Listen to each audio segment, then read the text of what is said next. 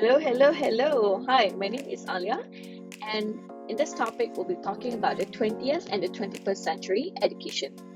What are the differences?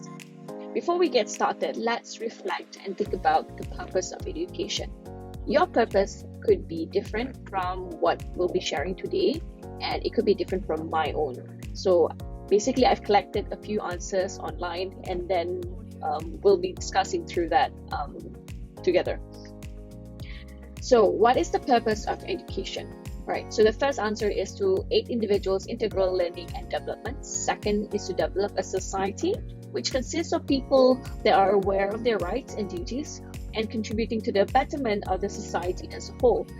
Third is to aid society's learning and development more efficiently through research and sharing or exchanging of knowledge.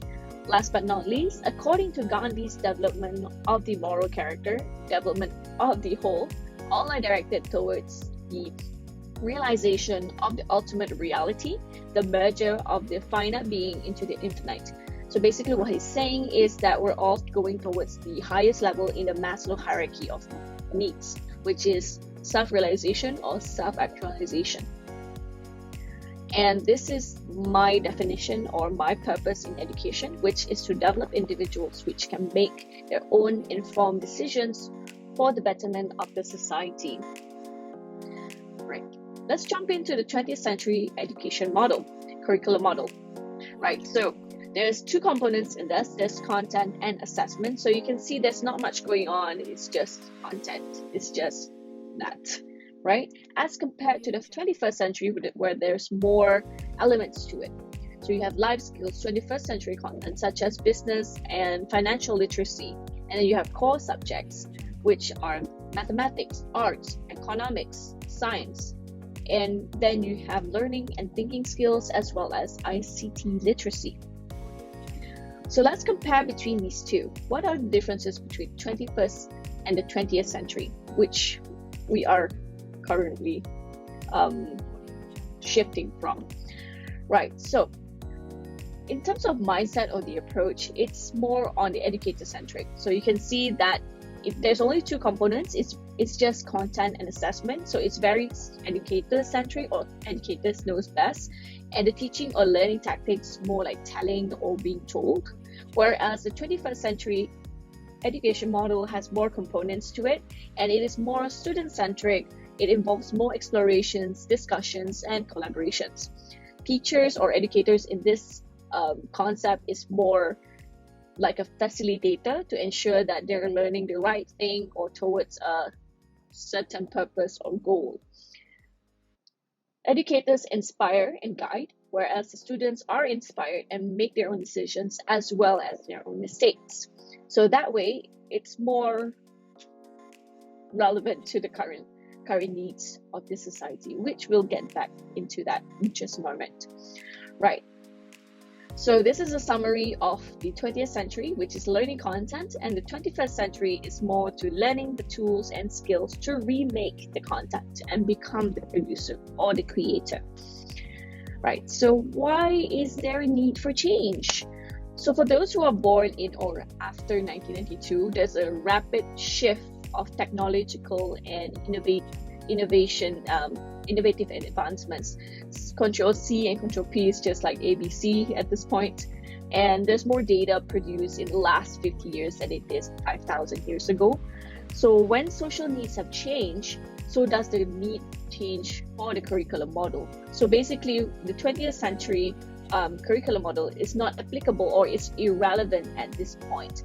So instead of learning for school, we have been shifting towards learning for life, where playing has also been integrated in terms of learning as well. You can see that in mobile apps or even toys like Legos. Overall, the 21st century education aims to solve the need for change. However, it does come with its own set of challenges, and let's talk about that. First and foremost is students with high dependency on technology. And we can't exactly blame them for being born in this era where technological advancements is like never before. And this includes problems like, why should I write what you are writing or copy what you are writing, when I can just take a screenshot or maybe take a picture and then post it up online where I can make a mind map somewhere. So some educators may have a problem with that, but again, it depends on your perspective or your approach in education itself. Second is mass of information. So you know how easy it is to just find information with just one click away. With that in mind, there's also misinformation that might be able to spread like wildfire, and we can see that in the COVID-19 vaccination misinformation.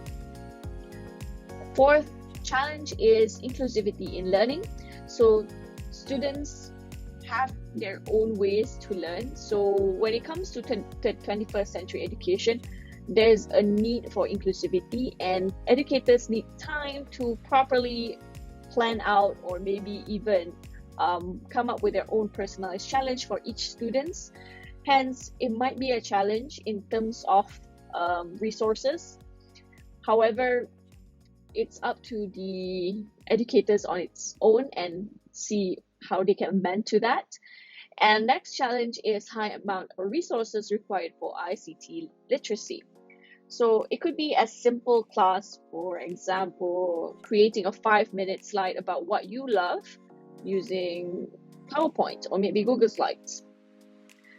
It could be as simple as that, but of course there's a high resources required in terms of their own laptops, and then there's the battery, and then for softwares that might require some subscription, that could also cost and accumulate along the way.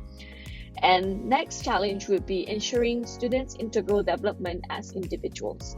So like the example I've shared with you before, like the students doesn't want to copy whatever the teacher is sharing, let's say on the whiteboard, it might affect their motor skills in terms of development, but that's a whole nother story. So basically, integral development requires you to think about you as an individual and how can you utilize your whole body and your whole mind to do a certain action. So if this were to be the problem, let's say the motor skills problem, what other problem that might it lead to? So we don't know. Right, so these are the challenges. And last but not least, there might be a requirement or high involvement in terms of communication for the parents and educators in a child's learning. So this might not be applicable for adults, but basically this is what it is for children, as we want it to be as personalized as possible and making sure it is safe for them to learn, and of course making learning fun. Food for thought. First, now we understand that things change according to situations, similar like our education. What do you think the world will look like in 10 to 15 years in time? And second, what skills does a student need in order to survive the mass of information that's available online?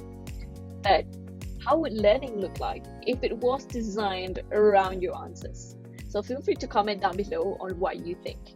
So that is all from me. Thank you.